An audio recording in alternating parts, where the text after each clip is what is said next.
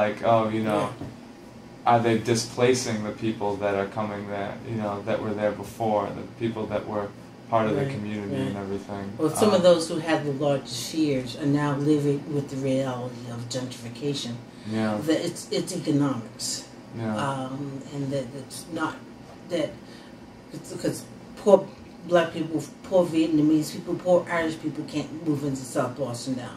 Yeah. It's becoming more and more people who are not able to live in certain parts of Roxbury. Yeah. Now, they're building affordable housing, but then the middle class today is getting left out of that, because if you can qualify for a loan, for a mortgage, that you often are making too much money to buy into those places, or you have to be able to be poverty level, and so that you can get into these places. But then the working class in Boston is the middle class in Boston is being left out. That will not allow. I think that it's good to. I think what you should be very proud of your ethnic background, of your racial background, and be able to appreciate other people's ethnicity. I don't think that you should, because I think what happens often, we think that because, say you go to a school, because I've heard young black people talk about this, if there's a young black person who is educated and speaks clearly, that they are then being white. No, they're a black person who speaks clearly.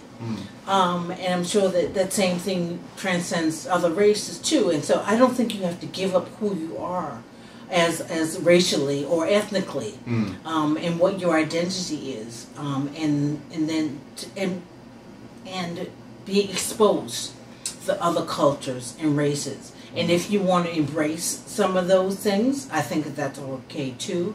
I think that was what the intent, my feeling is that would be the intent of, other than the bettering of education, would be the intent of busing.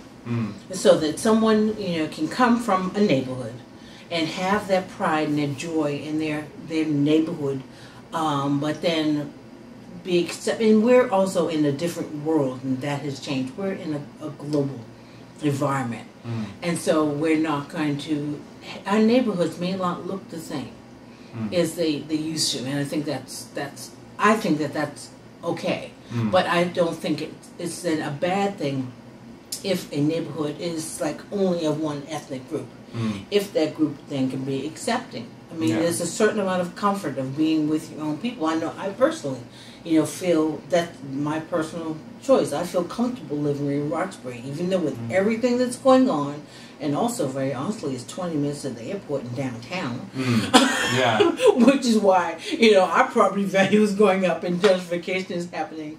You push the poor people out to the suburbs where they have to spend more money and energy and effort to commute, and those who have money will be the ones in the city. And it's funny.